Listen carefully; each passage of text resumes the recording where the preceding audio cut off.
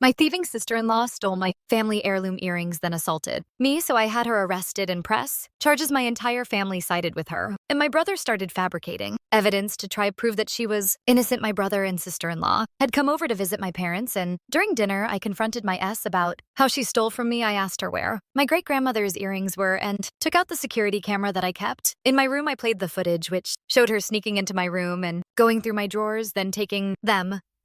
My brother was the first to respond. That she did it for a good cause. I asked what this cause was, and she said she pawned them so they could have more money for the wedding. I instantly lost it. I called her a thieving BCH and told my parents, who were staying silent, to call the cops as I'm pressing charges. "Oh, no, you're not my sister-in-law," responded. Before walking over and slapping me, she then started pulling my hair and screaming. She even picked up a glass and smashed it over my head, causing red to start pouring out of me. While this was happening, I saw my mother in the living room dialing 911.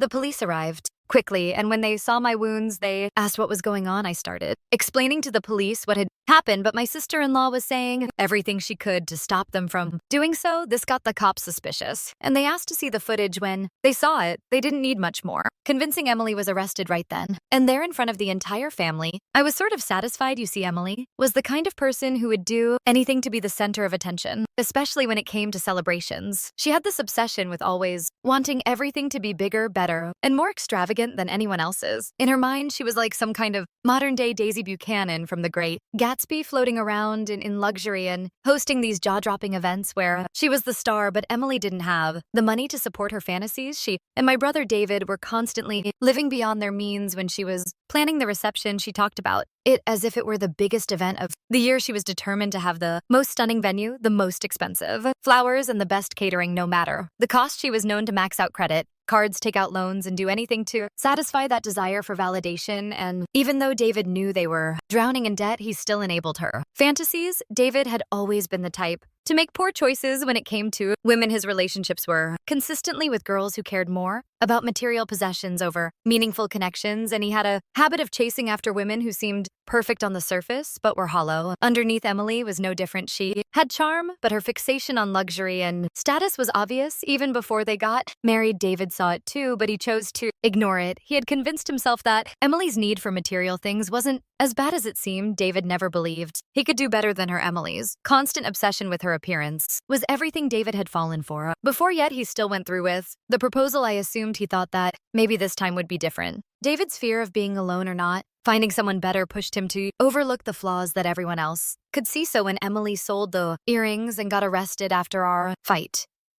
David reacted exactly as expected. That very night, he bailed her out of jail without hesitation. It didn't matter to him that Emily had betrayed the family's trust. David's loyalty to her was solid, so much so that he had convinced himself that she wasn't in the wrong. David came to me later that night. Furious, he accused me of overreacting, said I was blowing everything out of proportion, and told me that the earrings weren't worth much anyway. He said Emily was desperate because they needed money for their wedding reception, and it wasn't a big deal since she was now part of the family. He said she had every right to have those earrings, as we did. I lost it.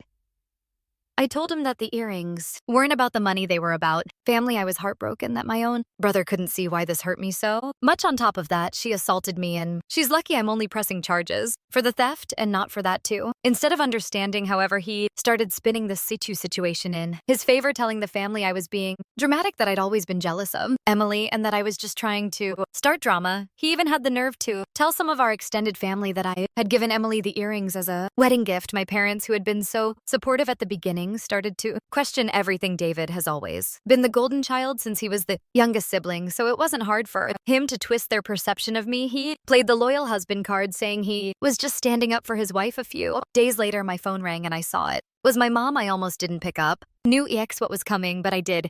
Could hear the exhaustion in her voice the second she started talking first. There was that hesitant small talk, the kind where you can tell they're just trying to find the right moment to bring up the real reason for the call. Finally, she got to it and told me she had talked to David and that he had told her the truth. She said it was really disappointing to hear, and the situation upset all of them.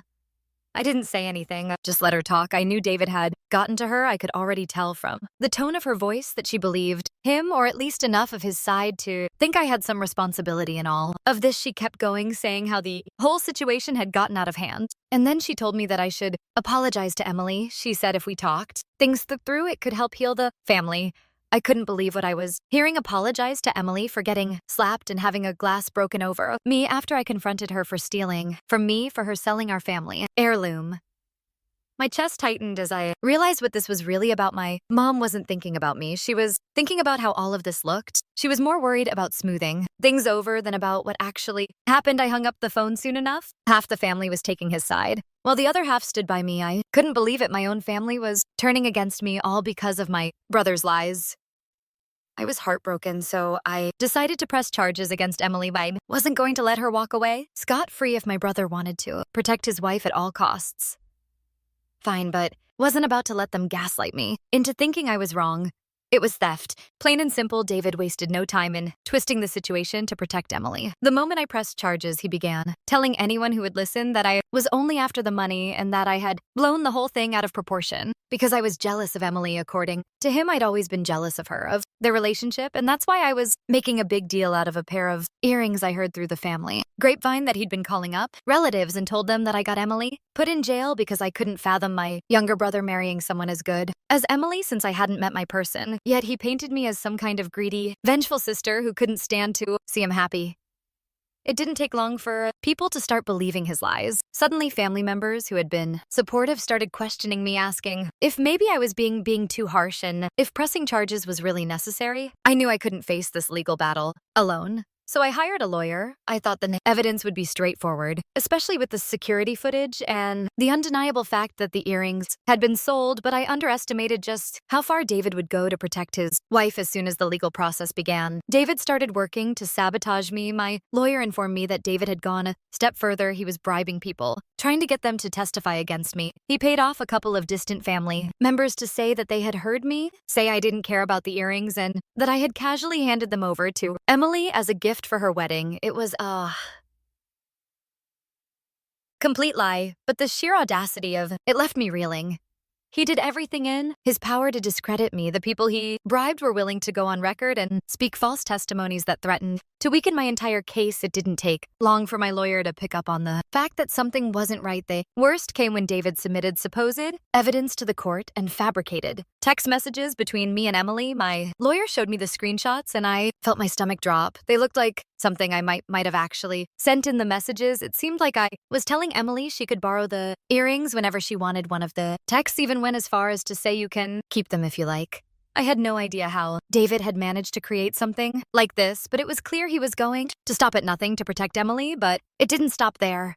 My lawyer managed to track down one of the relatives who came to testify, and they admitted off the record that David had pressured them to lie. He'd paid them to say that I didn't care about the earrings, that I had practically handed them over to Emily without a second thought. It wasn't just about winning the lead legal battle. For David, it was about making me out to be the villain. Every new jab David threw reminded me that my brother would rather see me fail than admit that his wife had done something wrong on the day of the trial.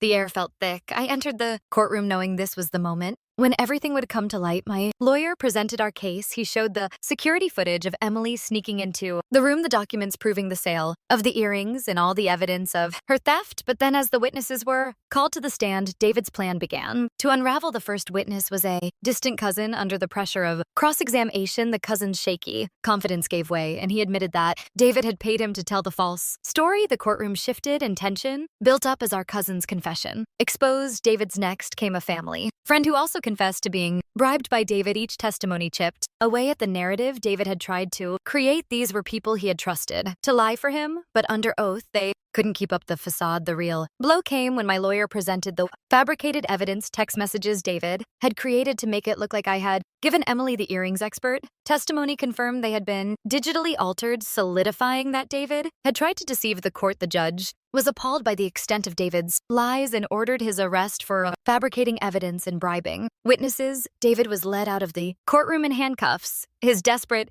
attempts to control the situation had collapsed entirely. Now left to face the consequences alone, Emily was convicted of theft. The evidence against her was undeniable. The security footage and sales records sealed her fate. The judge awarded me the full value of the earrings along with part of the inheritance my brother and parents had tried to keep hidden from me. Apparently, there had been more money left to me by my grandmother, but David and my parents had decided to manage it without telling me. There was a small trust fund meant for me, but instead of being transparent, my family kept it from me. David, being the more responsible one in their eyes, had been managing it, or more accurately, blowing through it. He'd used part of it for his own expenses and hid the rest, figuring I'd never notice. That was the final blow. My parents, who had taken David and Emily's side, had to face the fact that they had been backing the wrong people. Walking out of that courtroom and seeing my mom's face absolutely wrecked me. For months, she'd been the one trying to keep everything together. When Emily went to jail after the fight, my mom was more worried about saving face than anything else, but seeing her now after David got arrested for everything he'd done hit me hard. She looked like she'd been gutted. She'd been holding on to this hope that things could go back to normal, but now with David being led away in handcuffs, she was staring down the fact that her son was actually going to prison. I couldn't help but feel bad for her. Once the legal dust settled, the trust was finally transferred over to me. At first, it felt weird, like the money was tainted by everything that had happened, but after all the chaos, I knew I needed to get away, so I used part of that inheritance to get as far away from it all as possible. I booked a vacation to the Cayman Islands. I figured if I was going to use this money for anything, it might as well be to find some peace for myself. The Cayman Islands was as far away from the mess as I could possibly get. I found it ironic that the same inheritance that David tried to keep from me was being used as my vacation money while he was going to spend years in a cell. Once I arrived, it was like I could finally exhale for the first time in what felt like forever. I wasn't constantly thinking about the trial or my broken family. It was just me, the ocean, and exile. Chance to finally process everything that had happened. I swam, I read, I laid in the sun, and for a little while it was just about me. Now David is in prison. Emily's reputation is in ruins, and my relationship with my family is complicated. I've cut ties with my brother completely. My parents are trying to make amends, but it's hard to forgive them for how they treated me during this whole ordeal.